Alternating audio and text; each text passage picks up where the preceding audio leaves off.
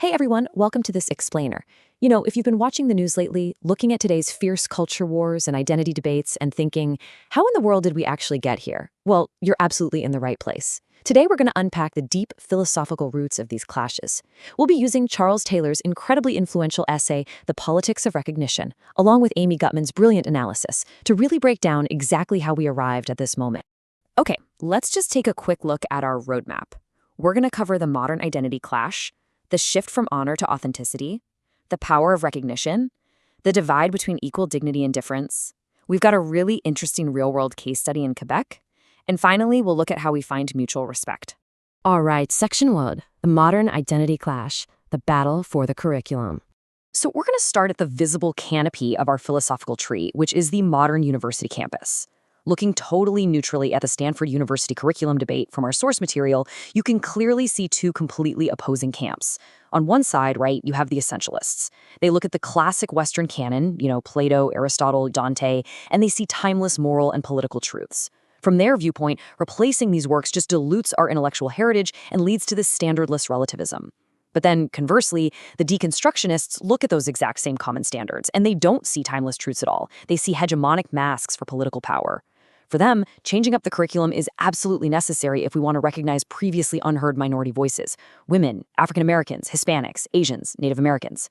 So it's fascinating, right? One perspective is terrified of abandoning rigorous standards, while the other views preserving that rigid canon as actively denigrating marginalized identities. Moving on to Section 2, from honor to authenticity, tracing the roots of identity. Now, to understand why we clash so passionately over representation today, we actually have to travel back in time to trace this massive shift in human consciousness. It's kind of wild. In the pre-modern era, society operated on this rigid, hierarchical system of honor. And honor, by definition, is unequal. I mean, for you to have it, someone else literally must not have it. Think lords and ladies. Then boom, the Enlightenment era hits and ushers in this concept of universal dignity. Thinkers like Rousseau and Kant came along and argued that, hey, everyone has inherent equal worth as a citizen. We shifted from lord to Mr. and Miss. But then, late 18th century, philosopher Johann Gottfried von Herder introduces this third concept, modern authenticity. This is this idea that every single person has an original, inwardly generated way of being human. It's the belief that there is a certain way of being human that is uniquely my way, and if I'm not true to it, I am missing the entire point of my life. But here's the catch. This inner authenticity, it's not built in a vacuum. Taylor explains that our identity is strictly dialogical. Basically, this means we figure out who we are through continuous, back-and-forth exchanges with others. Sociologist George Herbert Mead called these people our significant others. We don't just generate identity completely on our own, sitting alone on a deserted island. We're constantly negotiating who we are through the languages of art, gesture, and love with the people around us.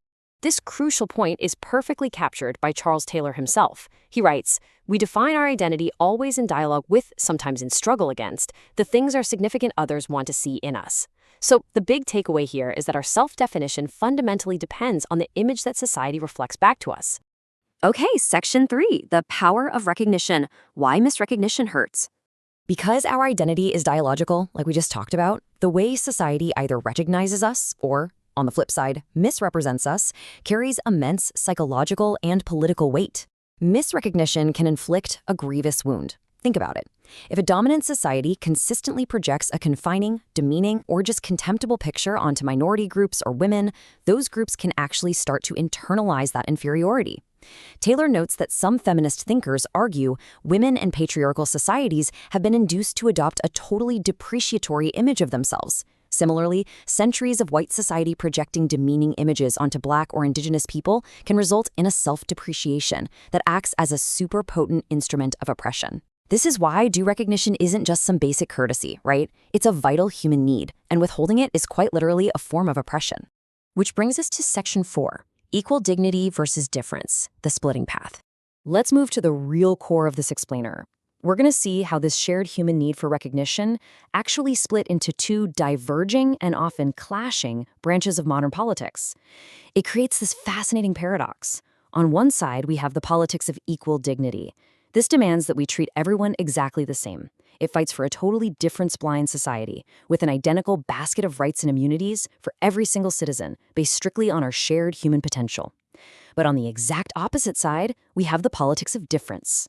and this asks us to actively acknowledge and protect our unique distinctness. It argues that to truly recognize a group's authenticity, you might actually need to demand differential treatment just to ensure that a distinct culture survives indefinitely into the future. And as you might guess, these two totally valid democratic ideals are constantly at each other's throats. Proponents of equal dignity reproach the difference model, saying, hey, giving special rights to certain groups fundamentally violates the principle of non-discrimination. But meanwhile, proponents of difference argue that difference-blind liberalism isn't actually neutral at all. They argue it forces minorities into this hegemonic, homogeneous mold, and that these supposedly blind rules actually just reflect the dominant majority culture. Let's look at Section 5, the Quebec case study, real-world friction. This whole tension is brilliantly illustrated by the constitutional clashes up in Canada, specifically between the Federal Charter of Rights and the province of Quebec. Let's look at the actual steps Quebec took to ensure its cultural survival as a French-speaking society in North America. They passed specific collective laws. For example, they restricted Francophones and immigrants from attending English-language schools. They required larger businesses to run entirely in French.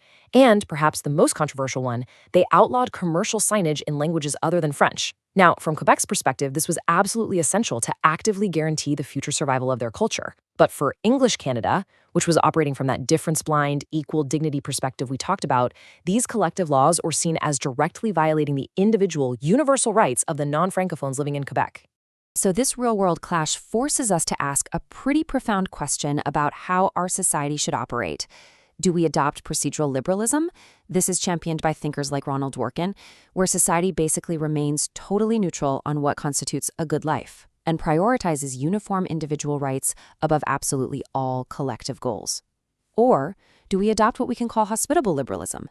In this model, which is favored by Charles Taylor, by the way, a liberal society can actually organize around a collective definition of the good life, like ensuring the survival of the French language, provided that it still rigorously safeguards the fundamental, basic human rights of the people who don't share that goal. Moving to our final section, Section 6, Finding Mutual Respect, Synthesizing the Tension. So how in the world does a democratic society actually survive this constant, stressful push and pull between universal equality and multicultural difference? Well, as Amy Gutman outlines in our source text, we really have to adopt a deliberative approach. First off, we have to distinguish between merely tolerating different views and actually respecting them. Toleration just means you let someone speak as long as they aren't threatening anyone. But respect? Respect is discriminating. We absolutely have to draw a hard line against disrespectable speech, stuff like hate speech or racism, because it baselessly presumes the fundamental inferiority of others. That has to be actively denounced. However, when we face respectable moral disagreements, like the debate between equal dignity and difference, we have to engage in open, intense, and honest democratic deliberation. A successful liberal democracy thrives on mutually respectful conflict, not on forcing everyone into identical agreement. I want to leave you with this final, provocative question. Can a society guarantee universal, difference-blind rights while still actively ensuring the survival of unique, distinct cultures? As our world becomes more and more interconnected, finding this delicate balance isn't just some academic exercise. It is literally the ultimate test of our modern democracies. Thanks so much for joining me on this explainer. Keep questioning, keep deliberating, and I'll catch you next time.